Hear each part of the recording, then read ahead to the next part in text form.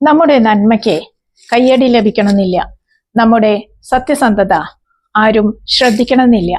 നമ്മുടെ നല്ല പ്രവൃത്തികൾക്ക് ഉടൻ തന്നെ പ്രതിഫലവും ലഭിക്കണമെന്നില്ല. എങ്കിലും നന്മ ചെയ്യുന്നത് മറ്റുള്ളവർ കാണാൻ വേണ്ടി അല്ല, നമ്മുടെ ഉള്ളിലെ പ്രകാശം നിലനിർത്താൻ വേണ്ടിയാണ്. ഒരു ദിവസം ഉദ്ധവര് ശ്രീകൃഷ്ണ ഭഗവാനോട് ചോദിക്കുകയാണ്, ശ്രീകൃഷ്ണ ഭഗവാനെ, മനുഷ്യൻ എങ്ങനെയാണ് ഈ ലോകത്തിൽ ജീവിച്ചുകൊണ്ട് ലോകത്തിന്റെ ദുഃഖങ്ങളിൽ നിന്ന് സ്വയം സംരക്ഷിക്കേണ്ടത്? ഭഗവാൻ ശ്രീകൃഷ്ണൻ പുഞ്ചിരിച്ചു. എന്നിട്ട് അദ്ദേഹം ഉദ്ധവനെയും കൂട്ടി ഒരു കാട്ടിലേക്ക് പുറപ്പെട്ടു. കുറച്ചു ദൂരം നടന്നു. അവിടെ ഒരു ചെറിയ ആശ്രമത്തിനരികിൽ ഒരു അഗ്നികുണ്ഠം എരിയുന്നുണ്ടായിരുന്നു. ശ്രീകൃഷ്ണൻ അഗ്നിയെ ചൂണ്ടിക്കാട്ടിക്കൊണ്ട് പറഞ്ഞു, ഉദ്ധവ, ഇന്നത്തെ നിന്റെ ഗുരു ഇതാണ് അഗ്നി. ഉദ്ധവര് അത്ഭുതത്തോടുകൂടി അഗ്നിയിലേക്ക് നോക്കി. ശ്രീകൃഷ്ണൻ അഗ്നിയിൽ ഒരു ഉണങ്ങിയ മരക്കഷ്ണം ഇട്ടു. അത് കത്തിത്തുടങ്ങി. പിന്നെ ഒരു സുഗന്ധമുള്ള ചന്ദനത്തടി ഇട്ടു. അഗ്നി അതും സ്വീകരിച്ചു. കുറച്ചു കഴിഞ്ഞപ്പോ ഒരാള് അവിടെ വന്നു. അയാളുടെ കയ്യില് മാലിന്യങ്ങള്, ദുർഗന്ധമുള്ള കുറച്ച് മാലിന്യങ്ങൾ ഉണ്ടായിരുന്നു. അത് അയാള് അഗ്നിയിലേക്ക് എറിഞ്ഞു. അഗ്നി അതും കത്തിച്ചു. അപ്പൊ ഉദ്ധവര് ചോദിച്ചു, കണ്ണ, നല്ല ചന്ദനത്തടിയും ദുർഗന്ധമുള്ള മാലിന്യവും ഒരേപോലെ സ്വീകരിക്കുന്ന ഈ അഗ്നിയുടെ രഹസ്യം എന്താണ്? കൃഷ്ണൻ പറയുകയാണ്, ഉദ്ധവ, അതാണ് ഇന്നത്തെ ആദ്യത്തെ പാഠം. അഗ്നി തനിക്കരികിലേക്ക് വരുന്നതിനെ വെറുക്കുന്നില്ല. അതെന്തായാലും അതില് ആസക്തി ഉണ്ടാവുന്നില്ല. ചന്ദനം വന്നാലും അത് അഗ്നിയെ മാറ്റുന്നില്ല. ദുർഗന്ധമുള്ള വസ്തു വന്നാലും അതിന്റെ സ്വഭാവം നഷ്ടപ്പെടുന്നില്ല. ശ്രീകൃഷ്ണൻ അഗ്നിയിലേക്ക് നോക്കി തുടർന്നു. അതുപോലെ മനുഷ്യനും ജീവിതത്തിൽ സന്തോഷവും ദുഃഖവും പ്രശംസയും അപമാനവും ലാഭവും നഷ്ടവും എല്ലാം വരും, എല്ലാം നേരിടണം. പക്ഷേ അവയൊന്നും തൻ്റെ ഉള്ളിലെ സ്വഭാവത്തെ മാറ്റാൻ അനുവദിക്കരുത്. ഉദ്ധവര് നിശബ്ദനായി. ശ്രീകൃഷ്ണൻ വീണ്ടും പറഞ്ഞു, മറ്റൊരു കാര്യം കൂടി പഠിക്കുക, കേൾക്കുക. അഗ്നി മരക്കഷ്ണത്തെ കത്തിച്ചപ്പോ ആ മരം അഗ്നിയുടെ രൂപം സ്വീകരിച്ചു.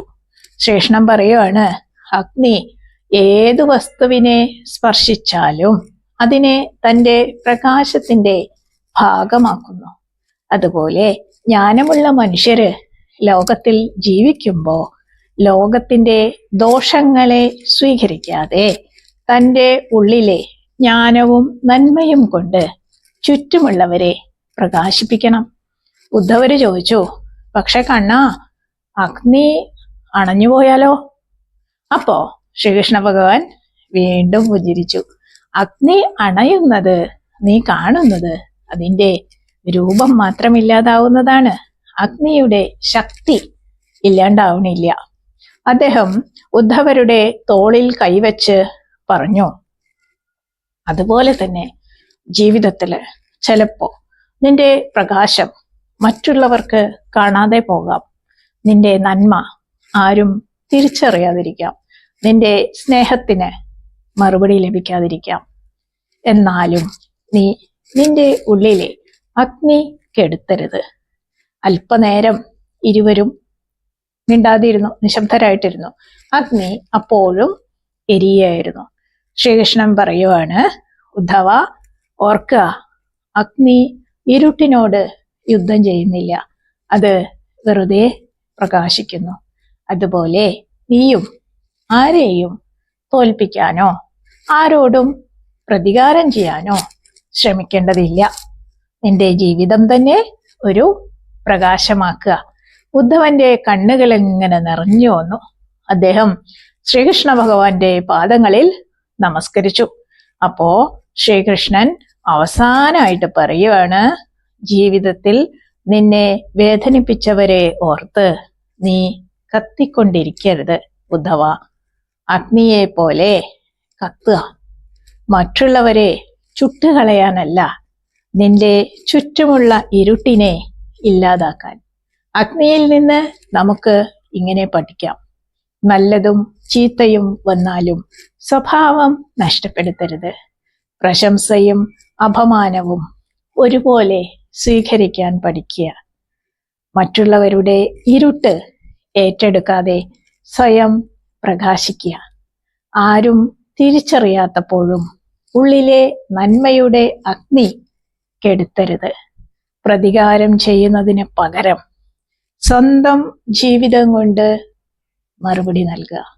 ഇരുട്ടിൽ വിളക്ക് കത്തുന്നത് ആരെങ്കിലും കാണുന്നുണ്ടോ എന്നതിനെ ആശ്രയിച്ചല്ല. അതുപോലെ അംഗീകാരം ലഭിക്കാത്തത് കൊണ്ട് നന്മ ഉപേക്ഷിക്കരുത്. പ്രശംസ ലഭിക്കാത്തത് കൊണ്ട് സത്യസന്ധത നഷ്ടപ്പെടുത്തരുത്. കാരണം ലോകം നിങ്ങളെ തിരിച്ചറിയുന്നതിന് മുൻപ് നിങ്ങളുടെ മനസ്സ് നിങ്ങളെ തിരിച്ചറിയുന്നുണ്ട്. നന്മയുടെ യഥാർത്ഥ പ്രതിഫലം നമ്മുടെ സ്വന്തം മനസ്സിൽ നമ്മെക്കുറിച്ചുള്ള ബഹുമാനമാണ്.